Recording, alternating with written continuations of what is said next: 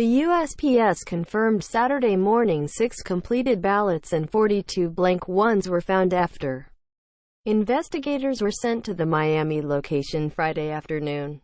Spencer Platt, Getty Images. USPS investigates undelivered Miami ballots. Tallahassee. State and federal authorities are investigating a video posted by Florida House Minority Leader Kani McGee allegedly showing a pileup of mail sitting for over a week at a Miami post office that included a handful of completed ballots. McGee tweeted the video around 12:30 p.m. Friday afternoon, indicating it came from a source he did not identify. He tweeted a separate video roughly 4 hours later showing what he said were Postal Service investigators on the scene. "I call on the Postal Service to correct this and promise the citizens of Miami-Dade that these ballots will be delivered in time," McGee said in a statement.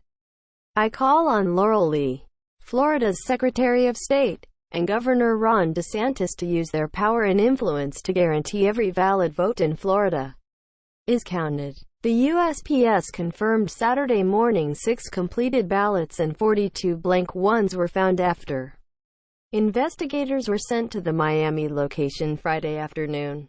The Office of Inspector General Special Agents confirmed the presence of delayed mail and subsequently located approximately 48 pieces of election mail, Special Agent in charge Scott Pierce in a statement. The U.S. Postal Service immediately arranged for the delivery of the election mail, he said. U.S. Attorney for the Southern District of Florida Ariana Fajardo-Orshan has also been briefed. The footage from the post office in Miami, an overwhelmingly Democratic region of the state where former Vice President Joe Biden must win by large numbers if he hopes to best President Donald Trump in Florida, was made public just days before Election Day as Democrats maintain a massive vote-by-mail lead. State party leaders in the Biden campaign made a significant push to persuade Democrats to cast ballots by mail because of the coronavirus pandemic. Trump, in contrast, has called vote by mail susceptible to fraud and has urged Republicans to vote in person. As of Friday morning, Democrats held a more 640,000 ballot vote by mail advantage. Democrats' overall advantage is 113,078, as Republicans have dominated the in-person early voting period. During a status conference held Saturday morning to discuss Postal Service-related election lawsuits, Justice Department Attorney Joseph Borson told U.S. District Court Judge Emmett Sullivan that postal inspectors and Postal Inspector General's office staff visited the Miami facility on Friday and found ballots amid a pileup of mail. "There is now an investigation underway," he said, "and the ballots are being delivered. The Postal Service absolutely has been working expeditiously for the election mail," Borson said.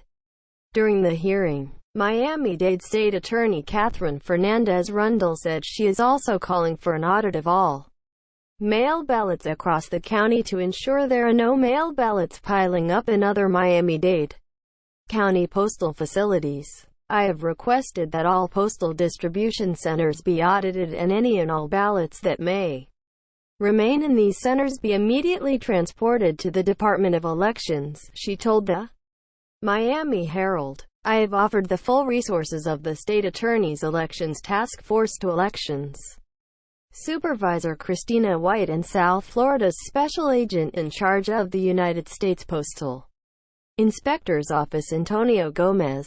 Miami-Dade County Supervisor of Election Christina White told Politico Friday that she was aware of the footage, which she immediately reported to our contact at the USPS.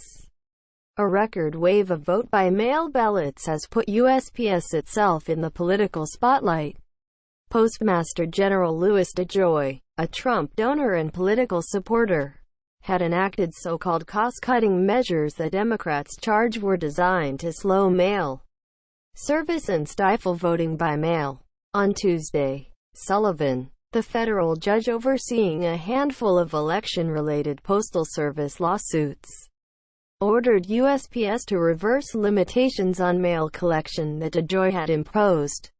USPS personnel are instructed to perform late and extra trips to the maximum extent necessary to increase on-time mail deliveries, particularly for election mail, Sullivan wrote in his order.